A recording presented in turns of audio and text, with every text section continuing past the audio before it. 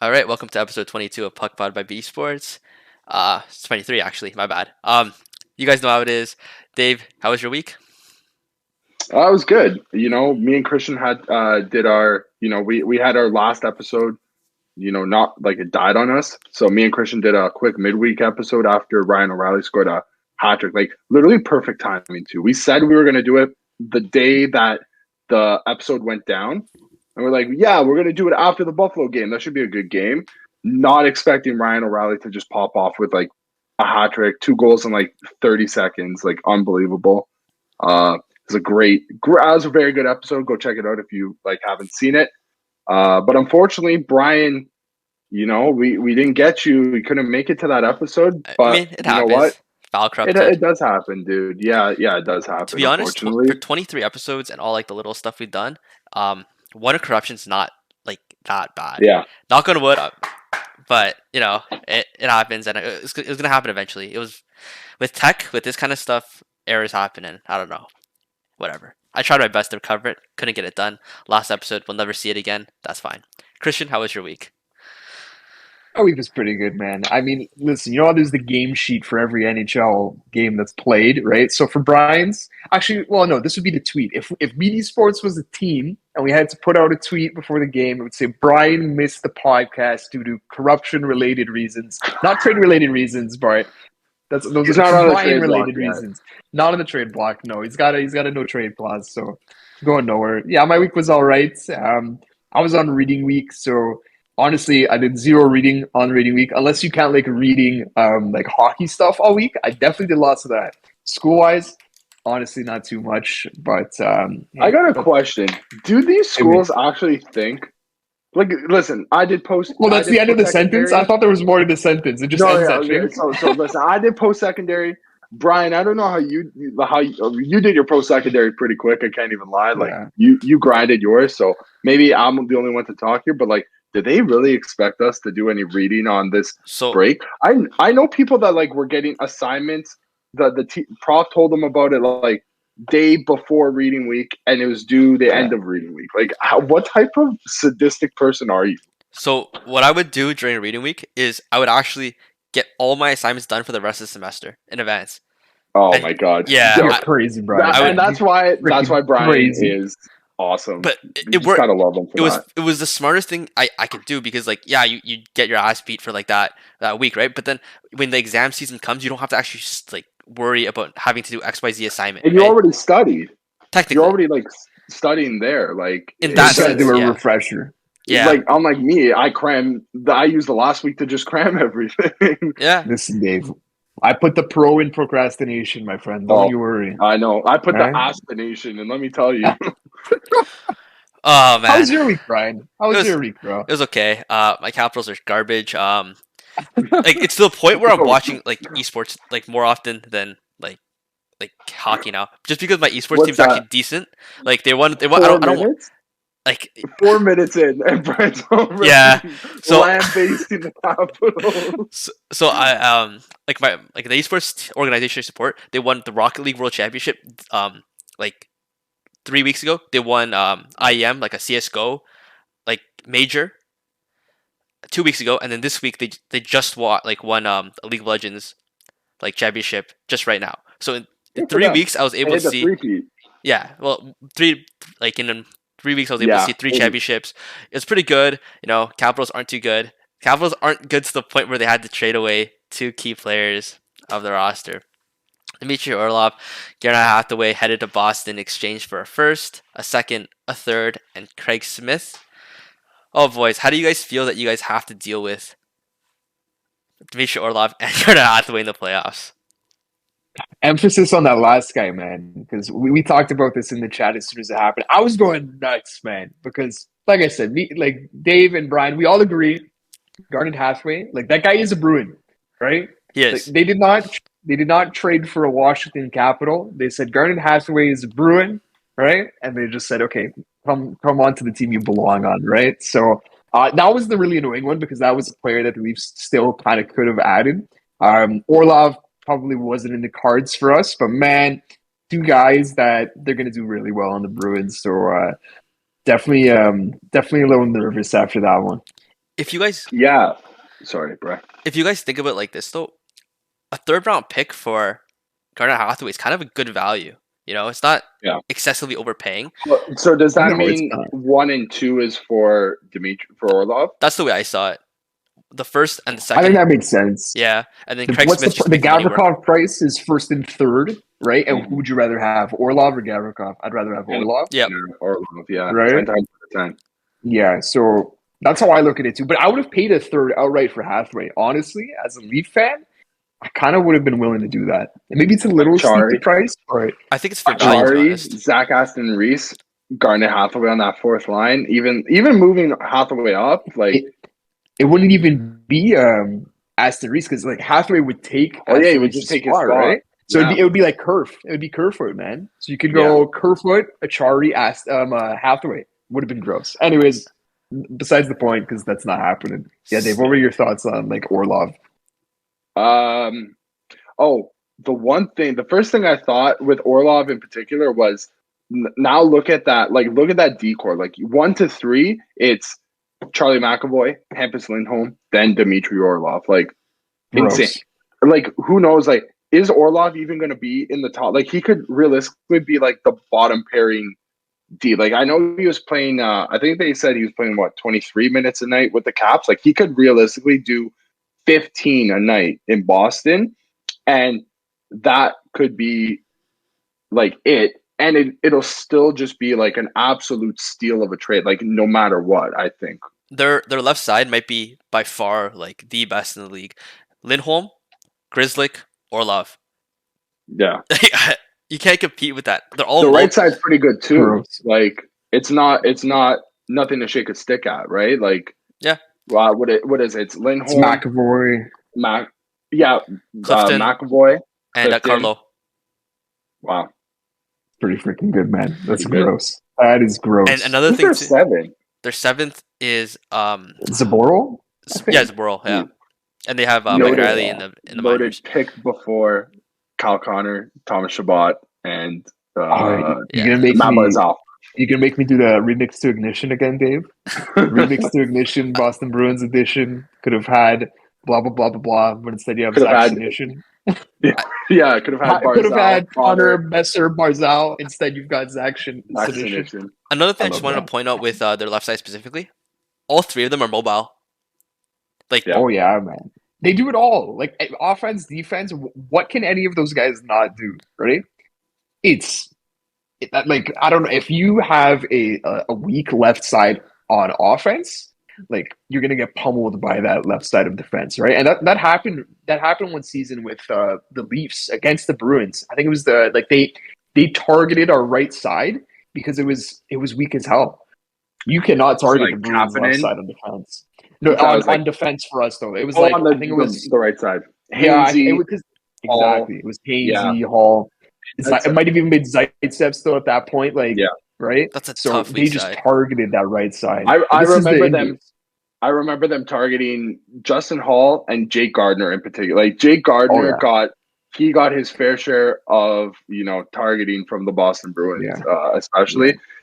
100%. Yeah, no, and that's the type of style that they play though. Like it's not like that's nothing new. Like they will go after you if they see a weak link. Like it's like you can't even show your hand, basically, right? They know your weak link and they'll target that weak link because it kind of makes sense, right? Like Boston's not a team like loaded with they have great forward talent. Are they maybe the best forward core in the league? Maybe right now they are. In years past, they might not have been.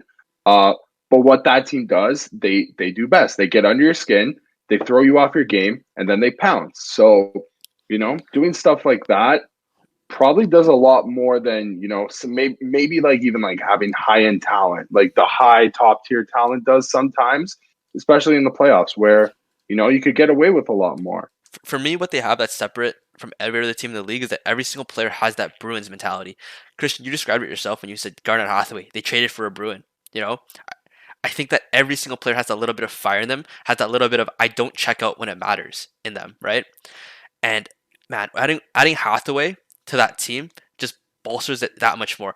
that's another guy that can play. Because obviously you'd want him on your fourth line, but the rest of the Bruins roster are interchangeable. Who do you guys put? Like, who can you put Hathaway with that you would see a lot of fight and passion from defensively, at least? Nick Foligno, Frederick, Yeah. Yeah. Frederick, that could be the fourth line. That Frederick. is an absolutely terrifying fourth line, man. They will pummel you in the corners. You might go up for a shift and you might not come off the ice because you're going to be down on the floor. Like, you're going to have to scrape you off. Yeah, literally, man. The ice cream's going to come out at commercial and we'll take whatever's left over from your jersey. Before we move on, give us your opinion, Brian, from like your side, man. Yeah. What is this for the Caps, bro? Before I get into the Cap stuff, I just wanted to say that another reason that like I think the Bruins won the trade specifically was they actually dumped Craig Smith onto us. Obviously, he's UFA, and sure, but now that he's a Capital, we have to deal with his cap hit. And I just saw the Caps play with Craig Smith in the lineup against Buffalo, and I think we can get a decent 7th round pick for Craig Smith right now. I think that we should. Did his play match like the pizzazz of his name? Like with a name like Craig Smith, right? He played on the back line. Vanilla.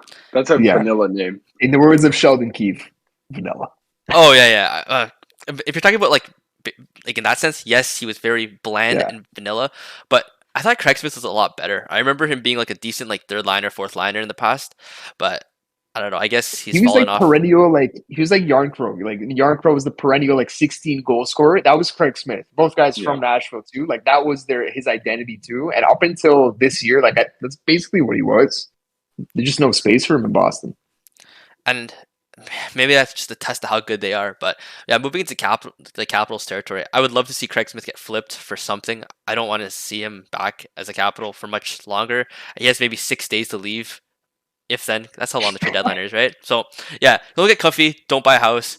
Just stay with like a or something like that. Yeah, just rent. No, I wouldn't even rent. Yeah, just stay at somebody's call house. up Orlov and ask if you can stay at his place for 6 days. Yeah. I think the first and second is a decent return for Orlov. Apparently, Brian McClellan and Orlov weren't on like the same page when it came to term. I mean, Orlov's getting up there in age. I get it. I'd rather get something back for nothing. The locker room looks a little bit shaken up. Ovechkin went and said, like, he's one of my closest friends. I understand the trade. I know where we are in the standings. Oshie said that, like, he feels that the chemistry, like, it took a hit because Orlov's obviously been there for so long. He's a core guy. And that's another guy off the Cup roster that's not there anymore. From that team, we only have 7 guys left now. That's a very interesting quote, Brian. I think it was, you know what? This might have been brought up in the Lost episode, but the Jacob Vrana trade, was there not a quote that came out that said something like if the chemistry feels off in the locker room, like losing Jake takes out some of that chemistry? Was that not what, like, somebody said that? It was the other way around. Varana said that we feel like a family in Washington. In DC, it felt like we're a family. Yeah. And you could see it. I still remember, like, those super teams, 16, 17, 18. They were all, like, together. Like, the team was felt like in unison. So much has happened since then. It's been 5 years since that cup run. It doesn't feel like the Capitals anymore, in the sense. Obviously, there's some guys that came out of there that we've fallen for. Dylan Strome, Sonny Milano came this year, and more specifically, Nick Jensen, who's probably going to be going this trade deadline in 6 days. And I don't know, just new team, new transition. I'm used to seeing the same guys, but looking back, it's not the same guys anymore, right? Even a guy like Jay Beagle, he's always been a perennial piece of our bottom 6. He left once we won the cup. Hasn't been there for 5 years. It's kind of different, but I don't know. This is really random, Brian, but this just came to my mind. Think of like guys that are just Capital in my head. You know whose name I haven't heard of forever? He's not in the league anymore. But like Brooks Jason Chimera. No, Jason Brooks Chimera, Jason Chimera, like that guy, right? Like he was on the Caps forever. It used to be like Chimera. 20 goal scorer, Jason Chimera, dude. Like, holy smoke. Chimera, Knubel. He just pops in my head. Chimera, Knubel. Oh, man. Yeah. Oh, man. Those are guys. Those are guys. That one time with Brooks Orpik. Yeah, even Orpik. He's not like with us anymore, but I remember like when he was with us, he was amazing. Like him and Niskanen together, they were really good. Obviously, then Then Orlov and Niskanen paired up together, and they became the new pairing. But it's just different to see the team change, and I guess seeing Orlov go is another piece. Actually, another thing, Hatahway is another player that we lost, but he's become a cap favorite, a fan favorite over the past several years since he signed that weird contract. And I hope to see It's him like back. 1.5 by 4, right? Yes. And Yeah. I remember seeing a tweet actually right when that trade happened from a Flames fan, and like the tweet said something along the lines of "You will love this player at Caps, at Capitals, Wow. right?" And I'd love to see Hathaway back. I don't know if like he will come back. I hope he doesn't fall in love with the Bruins. Players that usually go to the Bruins fall in love with that team, and they usually stay there for miracle deals. But it's okay. Right, I got some He's gonna bad do news for you another. on that case, man. I I was got gonna say bad he's gonna news. do another 1.5 Yeah. by 4 again. Well, okay. He's not even gonna get a pay raise. Brian, where's he from? Where is Hathaway from? He's from Massachusetts. He's from Maine. Oh, okay. Close, okay? He's from Maine, and apparently he has like family ties with the Bruins owner, Jeremy Jacobs. No. Like, yeah. But I also heard when he was growing up, he was actually a Caps fan. So hey, right? Like, it's a little bit of a love affair now with the Bruins, but I don't know. I would love to see him anywhere other than Boston when he's a free agent. That sounds great to me. Great. I mean, it's gonna be weird seeing both Orlov and Hathaway in Bruins jerseys, but you know what? Good for them. Let them get their cup run. I specifically would want to see Hathaway get a chance at the cup because ever since he joined, we haven't made it out of the first round, and it's okay. I mean, he's a passionate player, I guess. I mean, if that's one guy I want to see win. It's a guy that used to play on my team, so whatever about that. One last part of the trade that I don't really want to like. I'm just gonna glance over because it's so tiny.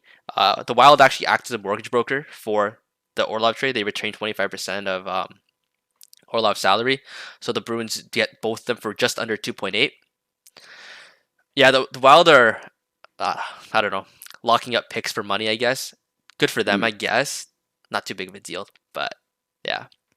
I I just think it's noteworthy because it's the second time. That's all, right? Like, Yeah. it's not the first time they've done it. It's the second time in as many it's weeks. second time in a week. Yeah. Smart. I think it's smart. I mean, they're For using them in their scenario, right? Like they need picks when they don't have cap space. You want to either be able to have those picks in a drawer to make trades later, or just have a lot more players, right? You can draft guys with those picks. You don't have to flip them, right? So I don't mind it for the Wild. I think it's kind of smart.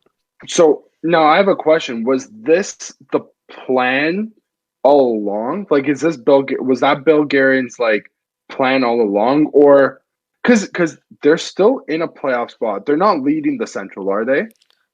Are they? No. No. They're I was gonna in like say- a wild card fight now. It's like them, Calgary, the Oilers. They're like in a bit of a fight, but I agree with you, Dave. Like, do you think it was a plan? Because I would say yes, based on It like has the to fact be. they're in a playoff race, right? Yeah. So if he outlined that early on, like whether it was before the season or slightly into the season, that hey guys, this is what's going on. We got to kind of protect our future. Then yeah, it makes sense. It is a little bit weirder if this wasn't always the plan and he just kind of decided on a whim. There's actually Yeah. just one more thing that I wanted to point out about the Wild. It just came to me. So, who's the best player? Kirill the throw. Kaprizov. When was he Yes. drafted?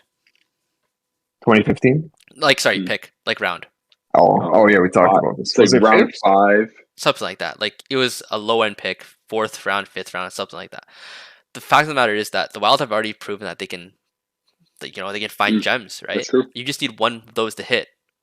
And Well, they got First round pick, 135th overall. a 4th round from the Leafs. The one that you guys sent over to them was what? a fifth, I Fifth. think. Yeah, Fifth? Yeah. Or the one? Sorry, that they acquired. Did it come off of you guys or from it was Boston? from Boston. From Boston. So it's another 5th. Yeah, I mean, listen, like you're not always going to hit 5th round picks. Like the chances of you getting an NHL player in the 5th round, the chances are very low. It's drastically lower than say a late first. But if you hit one every 2 drafts, that's that's really good value for a fifth rounder. So that guy just needs to make the 100%. roster. That guy just needs to make the roster, and they consider it a If win. he makes a roster, Yeah. that's gravy, man. Right? Like, Yeah. What are the chances of a fifth round pick turning into a roster player? It's probably like 10%, maybe Yeah. even Yeah, less. and then what are the chances of that roster player then turning into a perennial 40-goal scorer like Kirill Kaprizov, right? Like insane. 0.5%. In exchange for a little bit of cap room, I think they make out.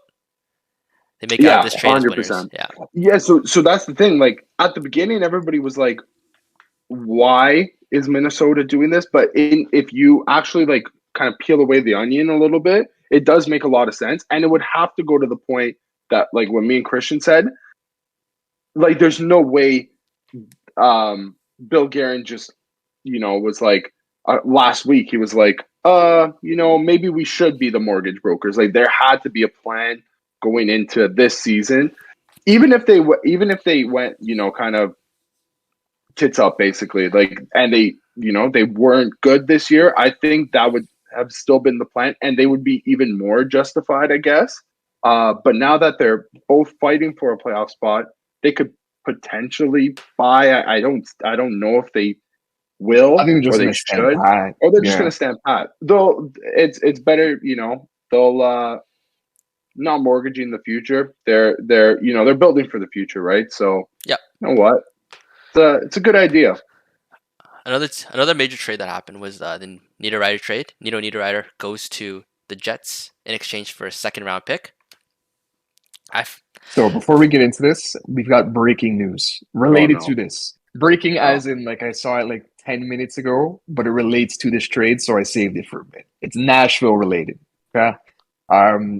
Who's the GM who made this trade for Nashville? David Poile. David Poile.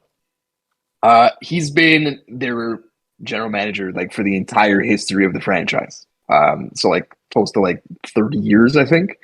It's been announced that he is going to not step down, but he's gonna be done as president of Hockey Ops and GM on June 30th. And there's already talk about who is gonna come in for him. Take your guesses. Sorry. So is he still staying in the organization? He's gonna stay in the organization in a consulting role, which isn't like right. So this is kind of what the Leafs wanted to do with Lou, right? They were like, listen, we can't keep you as the GM. We want to bring in Kyle, but you want to stay on as an advisor. It's kind of that idea. But we have a name for who's going to be taken over as GM. Give it a guess. Nashville related. Connect the dots. Maybe a guy who's in Nashville before. Barry Trotz. Mike Fisher would be crazy, bro. Imagine Mike Fisher. Who's his wife? Carrie Underwood. Assistant GM Carrie Underwood. But anyways, yeah, I was thinking players. Is it Barry Trotz as a GM? It's Barry Trotz as a GM. As a GM. So that's just something that broke. So I wanted to throw that in there because we haven't always got breaking news on the pod, right? So it's a little something there. Wait, I've seen this movie before. So Neiderreiter is a you would say perennial first line, second line ish player, right? Undervalued trade. Two-way guy, can score 30 goals.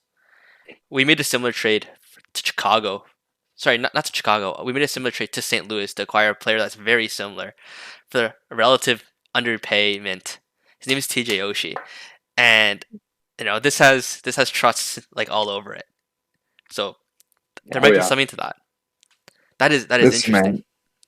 I've came back to the trade. Like I've come on the pod and I've said I would love me some Nino Niederreiter in Toronto. I would have loved that action.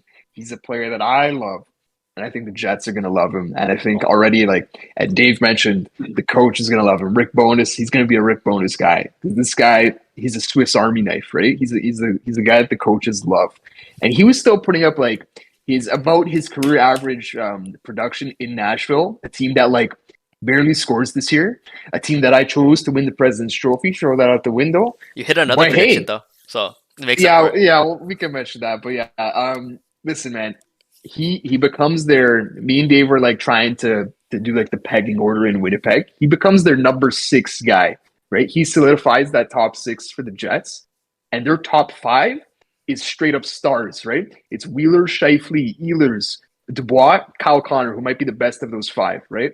That's a gross top 6. And for a second round pick, man. Beautiful. And the best part we didn't even mention, he's signed next year at $4 million. An underpayment on his contract and in the trade. I don't know how teams weren't all over Nino Niederreiter. Any contender should have been in on him.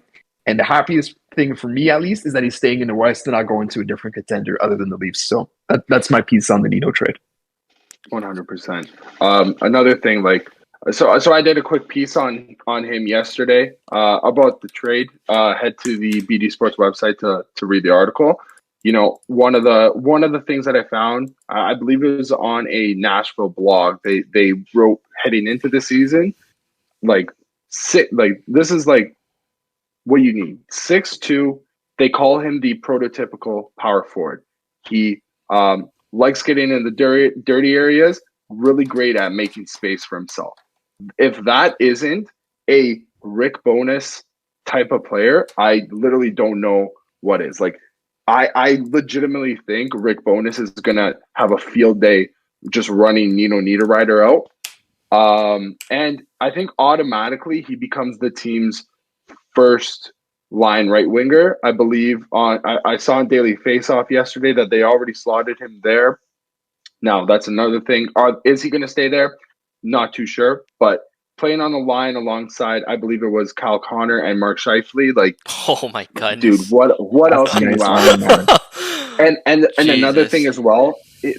I don't know if it's very underrated, but Christian kind of touched on it. Is his two-way game, his defensive game especially, is amazing, like outstanding. So he'll do a lot of the dirty work for a guy like Mark Scheifele in particular. Like, no, I'm not even going to try to call him out. It's known that he's just not great defensively, which, you know what, I guess could be fine. But, you know, some of those defensive warts do need to be, you know, covered up with a little bit of concealer, a little bit of makeup. That's your guy right there. Nino Niederreiter might carry that line defensively for them and definitely help out offensively. I think it's an absolute steal for a second round pick.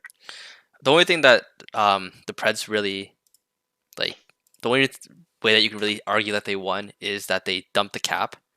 But then again, I think he makes $4 million on the dot. Yeah, it was a value deal.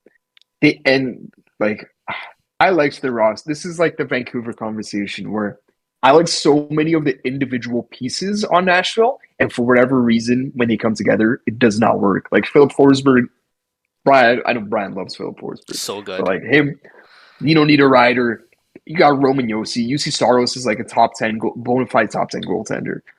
Same thing about Josi on defense, right? Like Phil Tomasino is the guy that I had my eyes on. He's going to finally get a chance now because they've got injuries and everything. I like some of those pieces, man. So Christian, but yeah, I do have a question for you. Hit me. What do Nashville and New Jersey have in common? Nashville, the first New letter. Jersey. Hey, Brian's not wrong. Brian's not wrong. You know what? You're right. But it's not what I was going at. I don't know, Dave. Tell me, man. Their head coach. Well, not their head coach. So John Hines, if you remember, was the head coach of the Devils. I believe it was a couple of years ago. When everybody was projecting them, you know, they had just signed, I believe it was when they just signed PK, or they just traded for PK. They signed Dougie Hamilton. You know, everybody's expecting Jersey Jack Hughes is coming in. Everybody's expecting Jersey to fly up the standings, and they finished 31st that year. John Hines was, you know, not all to blame, but he had a lot of criticism labeled against him. And that was a team that, you know, they had fantastic pieces, and we can see the pieces right now. If you look at up and down on that Jersey team, they've got the pieces. If you look up and down on the Nashville team, they have some pieces. I'll be honest with you. I don't know. Something just kind of always rubbed me the wrong way about him. I just feel like John Hines, like, you know, maybe he's not cut out to be a head coach. Maybe an assistant coach would be where he's best at. I think if you throw in another coach in there, you know, Barry Trotz, if you're watching, if you're listening, somebody else maybe it's been get a while since we had the GM coach combo, eh? We should see that again, right? Probably Lou was the Yeah. last one. Yeah, honestly, no, I think you're right. So, Dave, you're saying that even if you it's would not, suggest a even if it's coaching not, change. I would suggest a coaching Okay. change. Well, Peter Laviolette can go back to Nashville if he wants. I don't know listen, if that's the choice. I have a question now for you, Dave. I have a question for you, my friend. Are you a mind reader? Because this is the tweet that just came out 5 minutes ago. I'm hearing, in addition to the Preds changing GMs, expect the coaching change to come as well. Listen, John Hines might be a very nice guy. I don't think he's quite cut out to be an NHL head coach. And listen, man, the proof is in the pudding. Until this point, he doesn't really have a track record of success.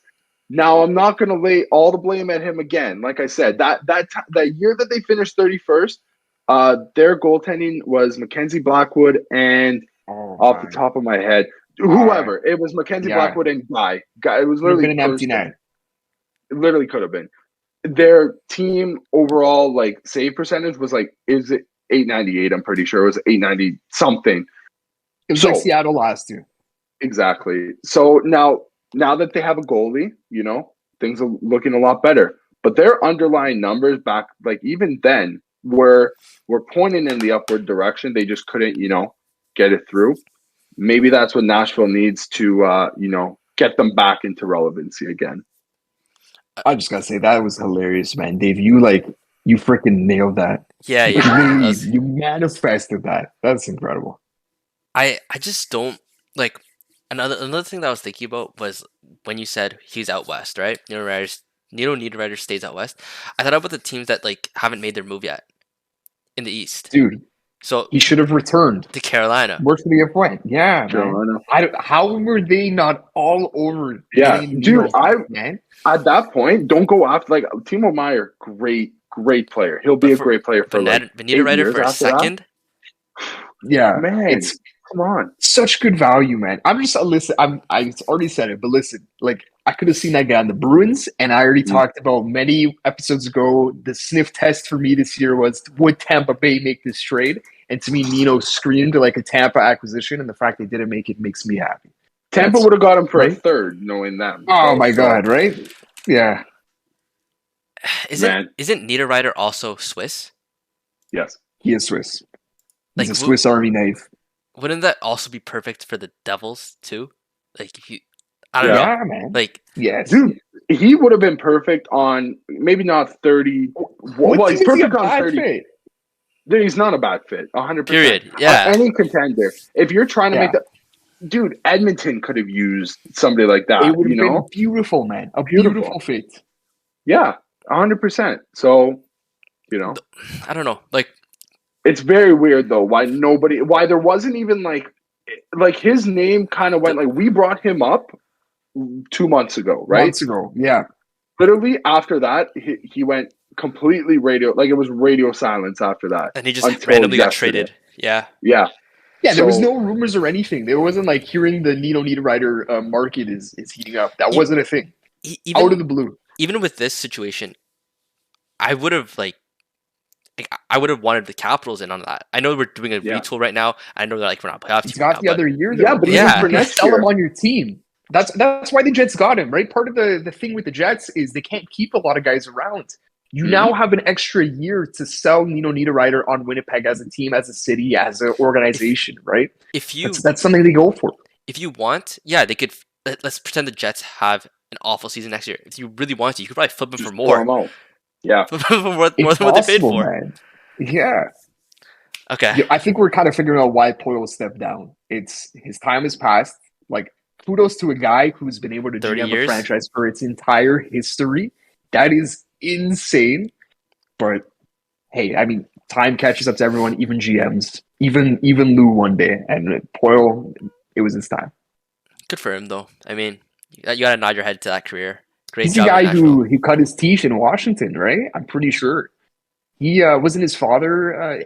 He's got a connection to Washington. I forget what it is. I'll find it out.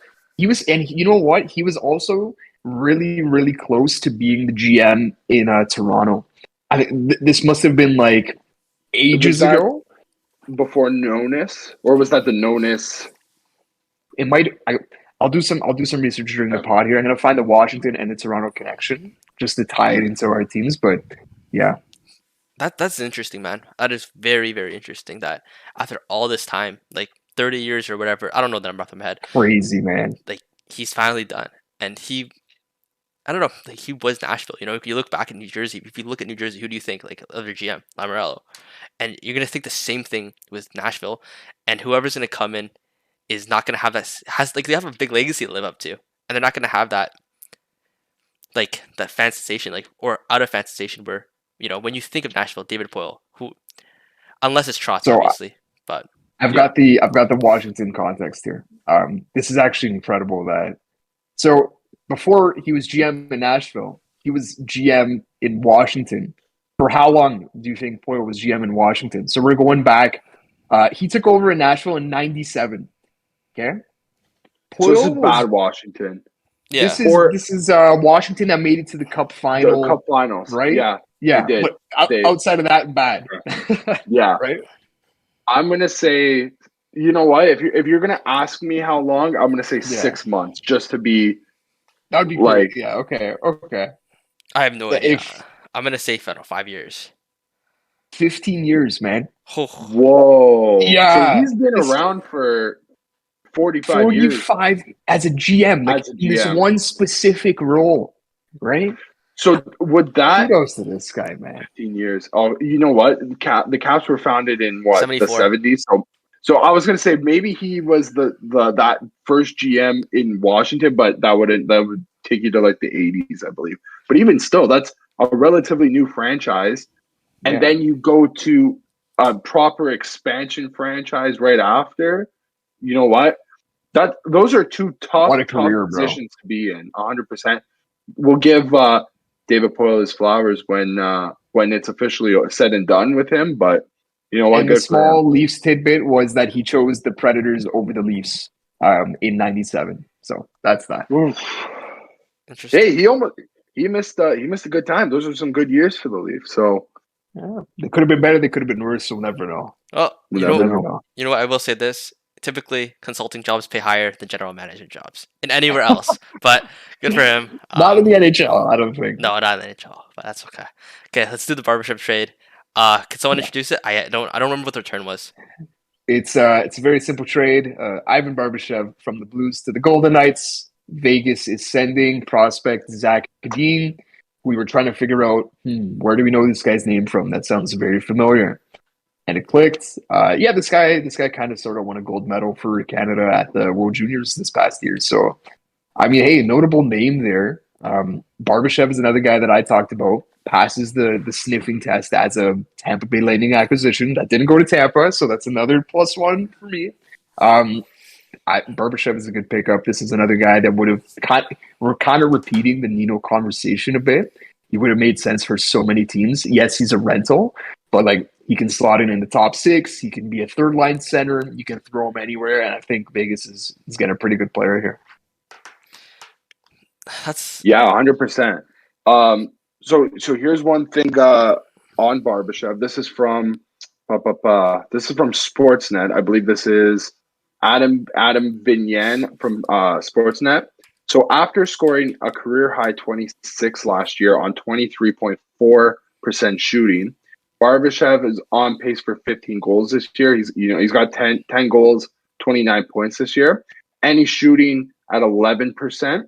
So that's about 12% lower this year. Well, 24 is not sustainable, so that kind of makes sense. Yeah, 100%. But he's also generating scoring chances at around the same rate, around 2 scoring chances per 20 minutes.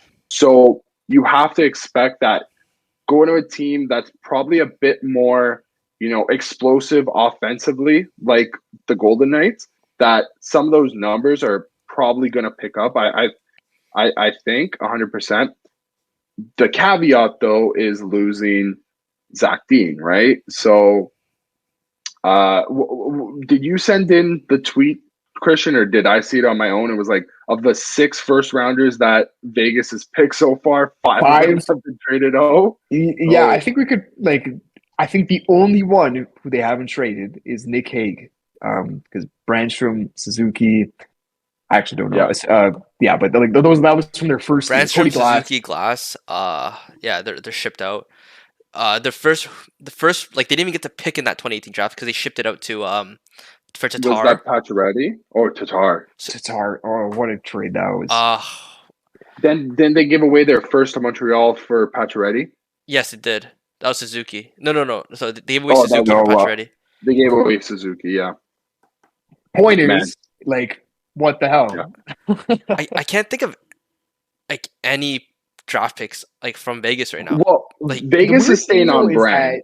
Yeah, but the weird thing is like they don't trade the first rounder. They make the selection Then they and trade then it. trade them. Like, why not just outright trade the first? It's kind of weird, the process, right?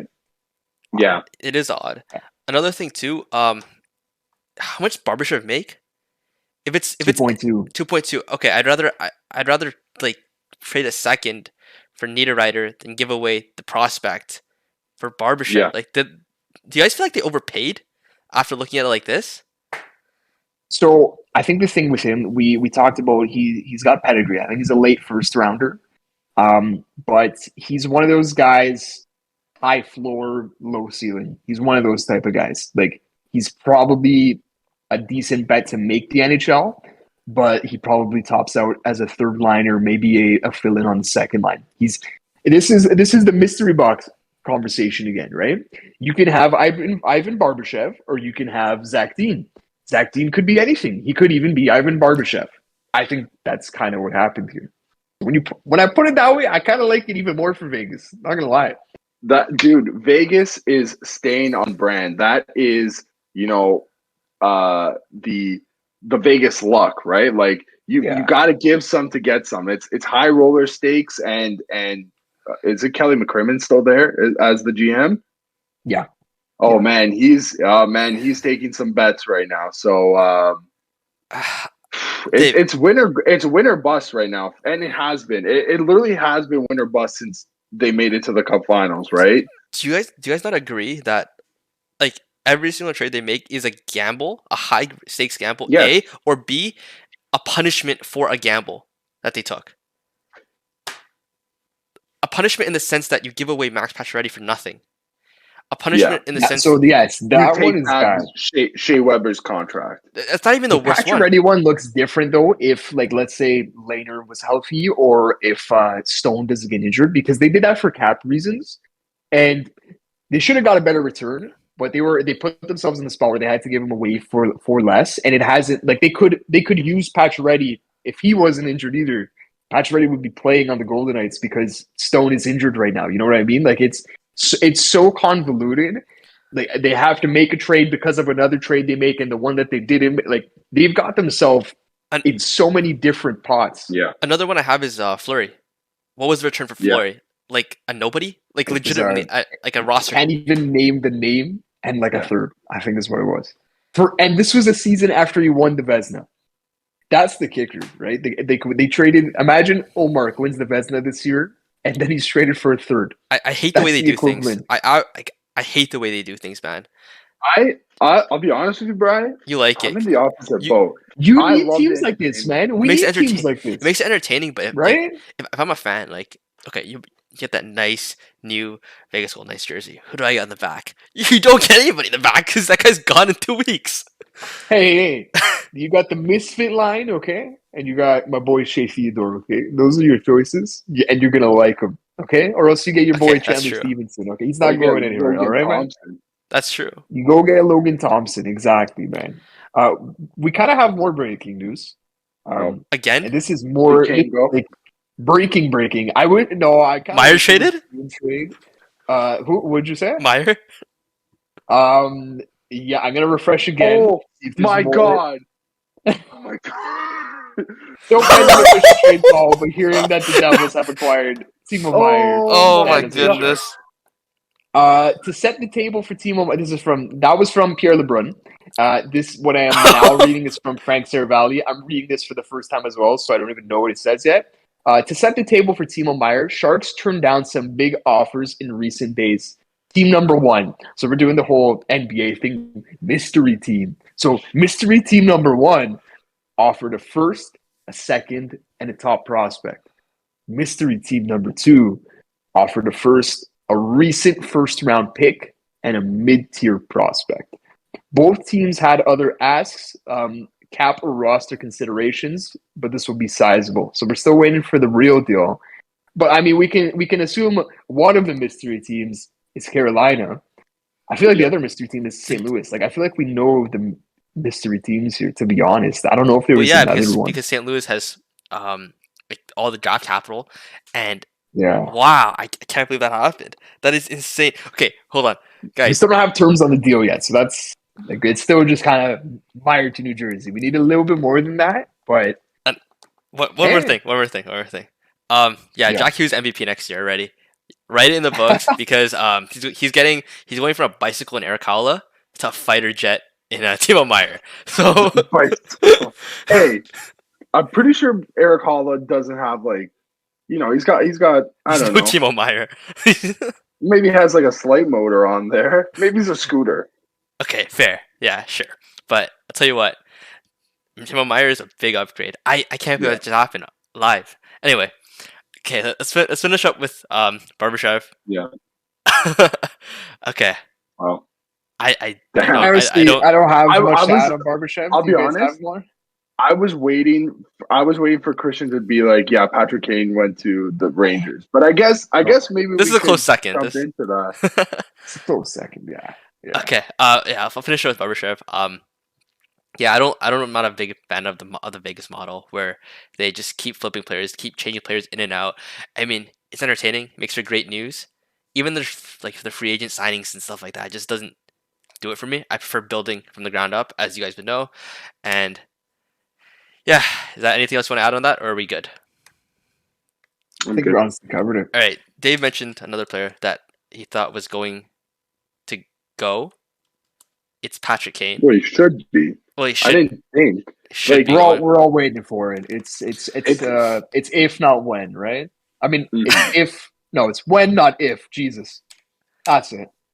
That I don't know. Like we spanked the Rangers the other day. It felt pretty nice. Our first win in a couple weeks.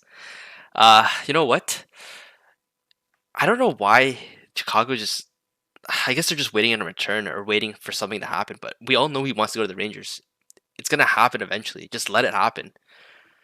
Or if not, you're gonna lose him for nothing. And I don't know. I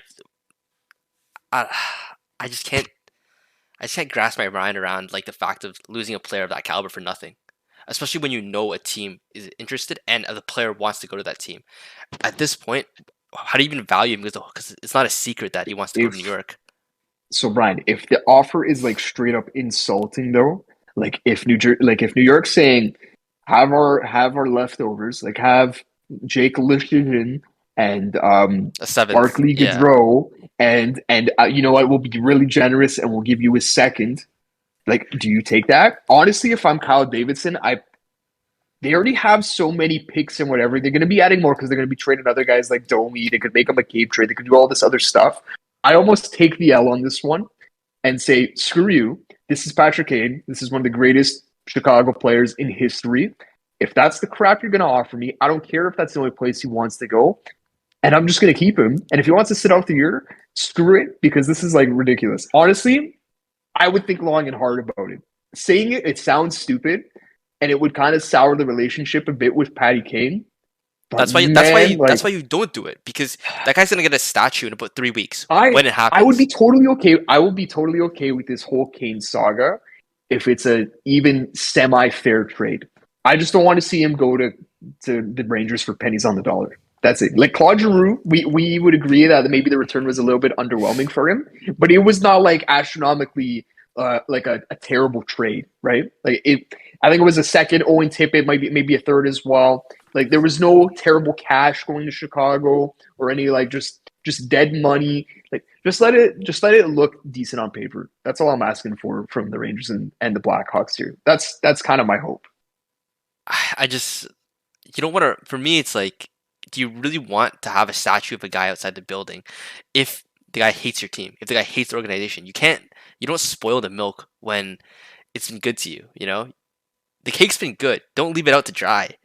Take care of it, and then I know It what would sit sour with me as a neutral, I guess. But that's the key here. As a neutral, I guess if you're a Blackhawks fan, maybe you're of the mind just send him whatever the hell they wants for free. Send it, get future considerations back, the best player in the world, and call it a day. I, I'm But I'm as a neutral, I don't know. I, Just for like the league itself, like this is in the NBA, there's trades like this that are kind of they leave a sour taste in my mouth, where it's just like a star forcing his way out, telling a team that there's only one place he wants to go to. I don't know if that's the best I'm not thing. even a neutral in the situation because like we have a big rivalry with the Rangers, and you know what?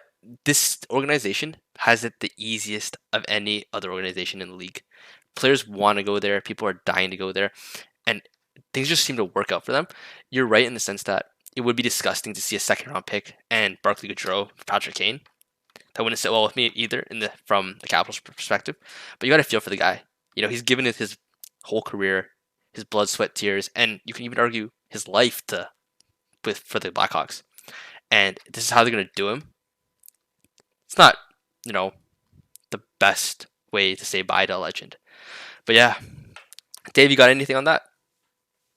I think you guys hit all the points, honestly. Like, I mean, listen, you sign a no movement. It's a no movement clause that he signed. You have the right to Pick. waive or not waive it, right? You have the right to pick.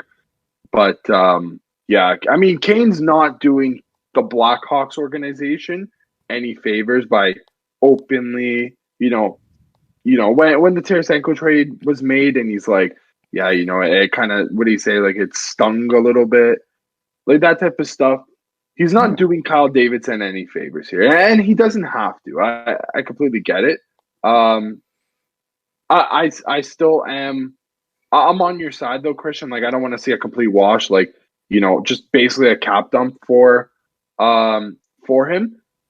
But it might have to be a bit more of a cap dump than we think, just because of that bloated salary, right? They need 50% from the Hawks for sure.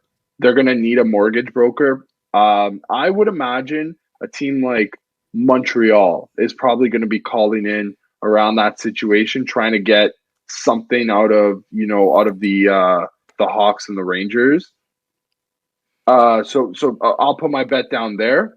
The Canadians are going to be involved because it's going to have to be a three-way. Sorry, like 25%. Double retention. It's going to have to be a double retention, basically. Yeah. But yeah, no, I'm in two minds about it. Like, I still think he's going to go regardless. I don't think. I know the other option is they keep him, they shut him down for the rest of the year, they get him. And you stay in the legacy. Surgery. But he's injured, right? Like that's part of it. That's true. He can play through this injury, or he can go and get surgery, right? That's kind of the alternative. Have you guys seen his here. numbers in the past? Like, have you guys seen? Yeah. His numbers? No, I know, It's man. ridiculous. He's Patrick Kane, right? Even an injured Patrick Kane, even the best players injured. Like we always talk about. I always go back to like Bergeron playing against the Blackhawks with like a punctured lung. Like that always blows my freaking mind, man. So I wouldn't put it past Kane to be Patrick Kane with half of a hip dangling off of his leg. And I talked about this in our chat too. Draisaitl, right? Draisaitl's like has one of the best point per game rates in the playoffs, and this is after a season where he was skating around on one leg. Best hockey player to not skate in the league in the playoffs last year. He just stood in one spot, passed the puck ended up in the net. So I don't know. I like I said, I just want a fair trade. That's all I'm asking. I will also say this. Yeah, the Rangers might need a little bit of extra help too because they haven't been too hot, especially against us. In all seriousness, they have lost the past 4 games, and I think they've lost every single game since the Tarasenko trade, which pretty interesting. Actually, no, they haven't. They've won 1. They've won Tarasenko. some games. Yeah. But regardless, 0-4 in the past 4 is not too hot, and maybe Kane can make them a little bit better, but we'll see. And I love a little bit more news on the Meier thing. No extension apparently on this deal. Okay. Still went on the terms on it, but just apparently no extension involved. Yeah. I was gonna say it's funny because all 3 of us are just refreshing Twitter over and over and over again, dying to see what's going on with this guy. or going on with the trade, but at least we know for 100% that Timo Meier will be a New Jersey Devil.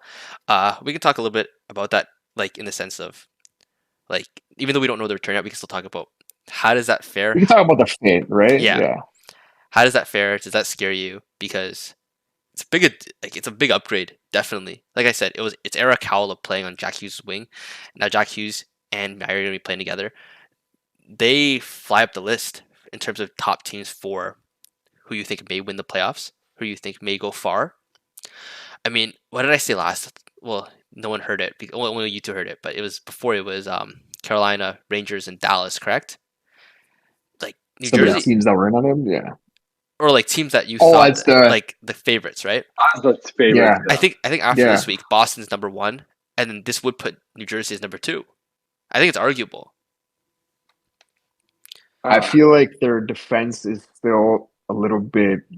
Okay, They this have is the two guys thing. gonna. They're not. Yeah, they listen. They got Hamilton. They got Siegenthaler. But apparently, like they're still kind of looking at like Severson. Like they're not sold on him because he's a UFA. Like they might be willing to trade him. Maybe that's in like a quote unquote hockey trade, where maybe it's a defenseman for a forward type of swap, whatever. But we haven't seen this rendition of the Devils in the playoffs. The That's last Devils team we saw in the playoffs was The finals they year. went up against they went up against Tampa in I want to say it was 17-18, and they got the Rails beat off them in 5 games. This is like Taylor Hall. I think this was Taylor Hall MVP season, right? Mhm. So that was the last rendition of Devils we saw in the playoffs. Listen, they're really good, and Dave talked about the numbers on them for years have been good, and they've been fantastic this year. I just I'm not 100% sold on maybe like their bottom 6 yet, and even that's something that keeps them in the second tier and maybe not up with a team like Boston and a team like the Rangers if they do get Patrick Kane. Those are like my bona fide 1-2 if the Kane deal happens. And this puts them probably level foot with like It's the high, Hurricanes. man. Yeah. Yeah, and I'd maybe still give Hurricanes the edge because playoff experience, all that stuff. But just on paper and just on regular season results, you can't really argue they're any lower than that, right? They're neck and neck with the Hurricanes. That's what the standings tells you too. I need to see the return on this to Yeah. make like a full judgment. But wow, I think it's a really good fit, and we knew it was going to be New Jersey Unless or Carolina. But yeah, unless Jersey sold the farm, I think it's still it's okay. So here's the one thing that worries me is that no extension was given right now. Now that doesn't mean that there won't be an extension on Jersey's end in the near future or like in the off season. Maybe they look at flipping him. I don't see why they should. Like, like they should be retaining somebody like that. So maybe with no extension in place, maybe it brings the price down just slightly. But I think either way, like legitimately, unless you were getting rid of bona fide, like maybe like a bona fide player or something, like if you were subtracting from your team, I think it's still it just such a W on Jersey's end. The only team that should really be, contemplating, thinking where did they go wrong is Carolina, right? Like your divisional rival picked up the player that you were courting for, or that you both were courting. They chose it looks like your offer, You lost the their arms offer. race, it basically. looks You like lost it. it looks like they might have. And there's not a good what is the consolation right now for Carolina? They might not have a dance Would have partner. been Neiderreiter, but They gave him It up. could have been. But They left him no, I up know. twice. But So here's Yeah. the thing with a deal like Neiderreiter going yesterday. Maybe if that trade happened, if the Meier trade happened yesterday, I would imagine that players like a player like Nino Niederreiter, a player like maybe Ivan Barbashev, maybe their prices go up just a little bit more because now you have a team like Carolina coming into the fold, looking for guys like that. It's not the greatest consolation prize to get, an Ivan Barbashev if that was the case. compared to Timo Meier. But man, if I'm Don Waddell right now, I am kicking myself that you let that player escape from your grasp. And here's the thing. Only one of them was going to get him. So if it wasn't Don Waddell kicking himself, it was going to be who's the GM now? Fitzgerald. Is it? Oh Yes, my yes. God, that is not the name I thought it was. Okay. Sure, Tom Fitzgerald. Fine. Let's go on a quick break. Let's cool Yeah. down. We're all a little bit Twitter refreshy heavy right now, waiting for this. We'll be right Hopefully back. after the break we've got some Meier terms. We'll be right back. Yeah. Wrong button. Okay. You read? Okay, so we are back. Yeah, we just lost half an hour of our lives waiting for the return of Timo Meier to the Devils. We'll get into that next time. We'll get an article or something. We'll figure it out. Moral of the story is I have stuff to do. I can't be up here waiting, just like with the Chychrun stuff last week. Yeah, 2 weeks Brian ago. has the Jake Paul fight to watch. I Exposed, should probably. Brian, exposed. Well, I have dinner at like 5:45. My mom said so. Yeah. Okay. Anyway, We're getting I in on do this wanna watch Jake Paul knock Tommy Fury out. That would be nice. Anyway, the last part of our episode, we're gonna be talking about the Jake Chychrun saga. Turns out that the Capitals are actually interested in him now that we have assets. It would also make sense given our situation and the fact that we want to retool and make ourselves better. We did just lose a left-handed D that makes about $5 million a year. Chychrun, left-handed D, a little bit younger. You could say definitively that he is better than Orlov. Definitively, yes, you can say that. Oh yes. And you know what? Much younger too. Much younger too. Yes. Yeah. And you know what? I'm tempted. We have the capital. Okay, you're coming around, man. Because at first I don't think you were down, were you? Or no, that was Meier. That was Meier. I thought you about Meier. Yeah. Meier, I'm not too interested in, but I'll tell you what. If I'm Washington and I'm thinking, all right, how can I make this trade happen? I gotta remember that we might not make the playoffs this year. Boston is gonna make the playoffs this year. I'd want to keep our first, and I'd want to ship Boston's to Arizona. If they want 2 firsts, I'd even think about giving next year's first instead of this year's. Well, but you know what though? You could still give them another first that isn't even yours, because if you're trading a guy like Jensen, right? That's true. Maybe that gets you another first, right? It's the St. Louis thing, right?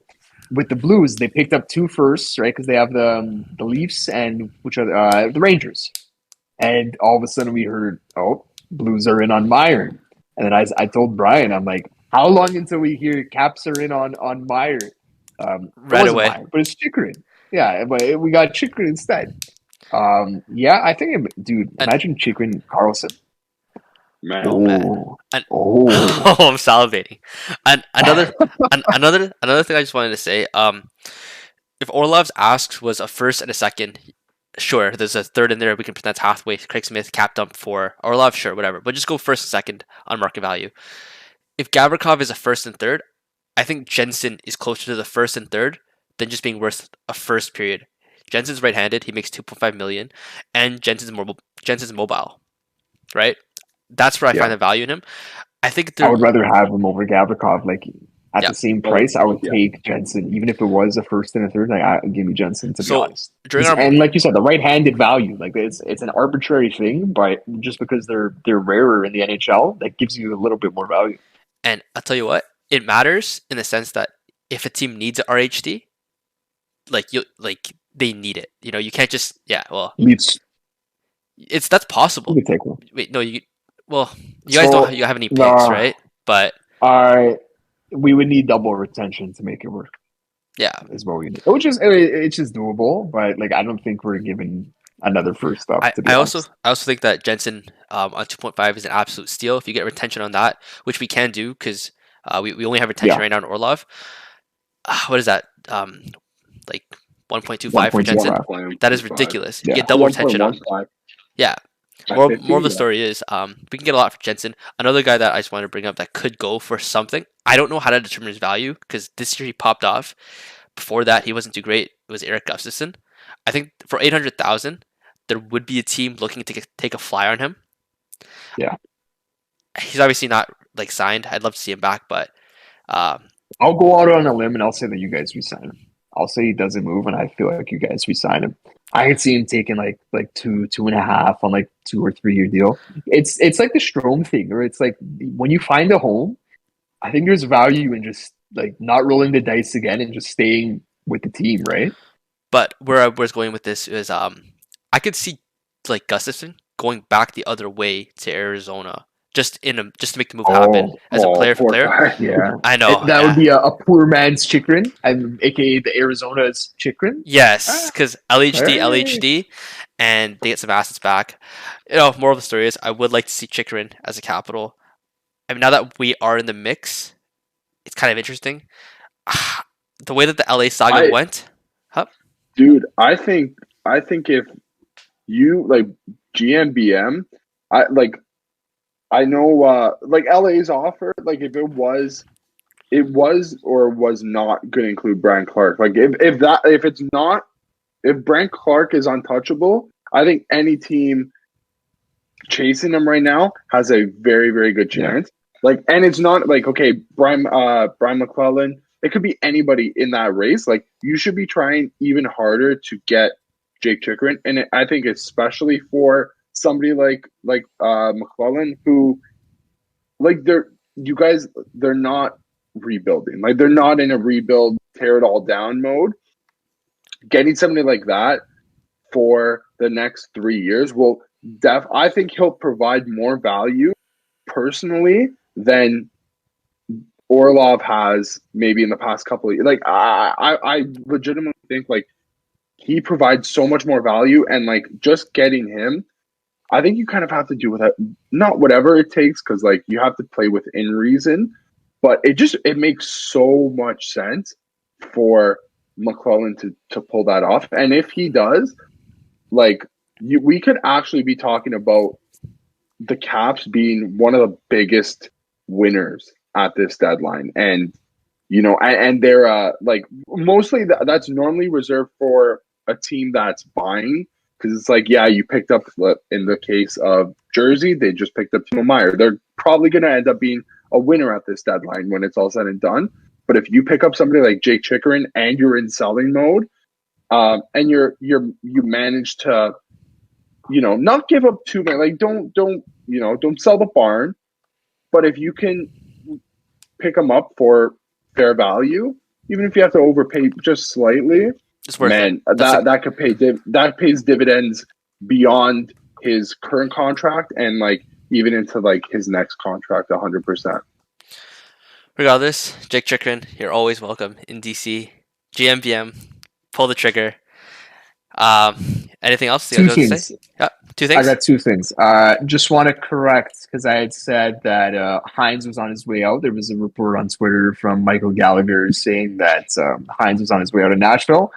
Jeff Merrick has come out and said no status change on Hines yet. I think that Dave's still on the right track, and he's even more of a mind reader than I thought. And he's looked so far into the future that he's still seeing it coming. So so Dave is right. The Predators are wrong right now. And on the Chychrun front, we talk about like the Hurricanes and the Devils as teams kind of in an arms race for Meier. Who's another team that's been very recently been rumored to be sniffing on Chychrun in the Metro? A famed rival. I have no idea. That would be the Penguins. No. The Penguins want, Mike Sullivan specifically. There was a report from The Athletic that Mike Sullivan has gone to Ron Hextall and Brian Burke and been like, go make that trade. I want that guy. We need to get better. We can't, like, we got Crosby and Malkin and Letang. Like, we can't go backwards here. So I don't know if talk about arms race there. I don't know if Pittsburgh has the capital though. I don't think so either. But it's like you said, if Clark isn't there, right? Yeah, like maybe it's a smaller return, right? But that's the thing, right? I personally think that the Caps, like if I'm Arizona, I'm probably looking more like what realistically can Pittsburgh offer that will be a better return than what Washington could offer. You know what I mean? Like I think that's what We can beat their offer like 4x. That's what I'm saying, right? So 100% they could be in, and what this might just end up doing is just drive the price up further. So to Brian's detriment, maybe that hurts stings a little bit more. I still think, I don't know, dude. I'll be honest with you. We've been talking about it for a couple of days. I could see him in red and white, dude. I think that would be awesome. Another thing I just wanted to make a point to. He's signed for the next like 2 years after this. 2 years after this. It doesn't matter in the sense that if Arizona wants to, they can just hold the guy hostage. I mean, which is terrible, man. Like, we've been talking about this for more than a year. If this was past the deadline, that's just terrible for the league, in my opinion. It's terrible for Chychrun. It's just Arizona looks bad. Right? We got to have a conclusion soon. You're telling me Bill Armstrong hasn't had an offer that's come close to what he's looking for? Like, I guarantee you, GMs have made a fair just cheaping offer, out. And Bill Armstrong is just. It is like you said. He's holding hostage, and that is his prerogative. It's dragged on for really long. The team that it's a team that's like been rumored for a while. It's not like I'm throwing a new team in the ring here, but the team that would benefit the most to me from Chychrun is I have Senators. News. Sorry, I have news. Scott Harrington's going to the Devils. Hey, okay, we talked about that. Sorry, we talked about that. Dave brought him up. So that means stuff's coming out. Leaf legend Scott Harrington. Yeah. CBJ legend as well. Can't lie. So he's a left-handed defenseman. He's a number 7 if you ask me. And I get 6 now. He can maybe play. He's been playing like 15 minutes. He was actually playing with Erik Karlsson recently. So I mean, that's the thing. I had him like on like the short list for like Leafs 7th defenseman to go for. It's not bad. Okay, he makes like $700,000 or something like that. You know what? The team. Brian, go ahead. I was gonna say like we're never gonna like no matter how long we take to stall this, we're never gonna figure out what the trade is. But as soon as we start recording, right away, like I bet you think how that the 100%. Trade happens. But whatever. On the Chychrun thing, the one team that I think makes the most sense and can put a pretty damn good offer out there is the Senators. It makes too much sense to me. Chychrun can play both sides.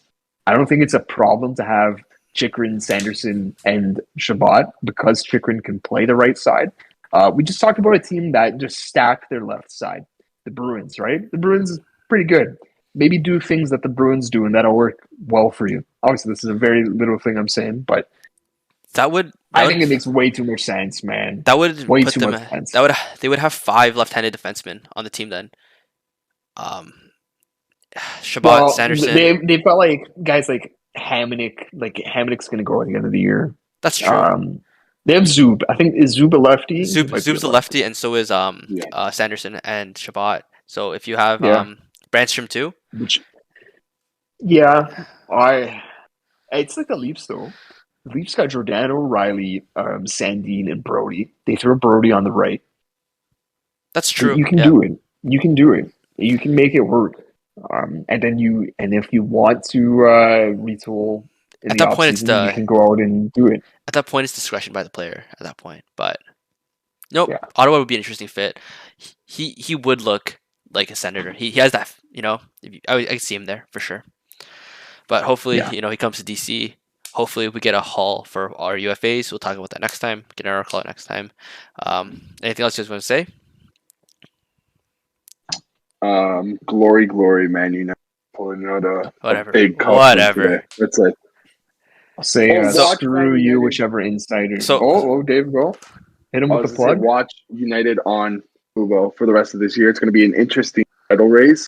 But don't forget, trade deadline is Friday. So stay tuned to the rest of the BD Sports channels. We're probably going to have, like this week, we'll have some good content coming out. Maybe some more TikToks. So maybe. We also got this. We got Hockey Night in Canada, Football TV. Shout out to Razor. You can get your New Jersey Devils Timo Meier jersey from NHLShop.ca. Link down below. Neiderreiter Winnipeg Jets jersey. Or Scott Harrington San Jose Sharks. No, Scott Harrington in the New Jersey Devil, bro. New Jersey Devils. Sorry, yes, Scott Harrington, New Jersey Devils. Yeah, well. You can get Barry Trotz, Nashville jersey again. Yes. Okay. No, he's a coach or GM. Thank you for listening. That's a wrap.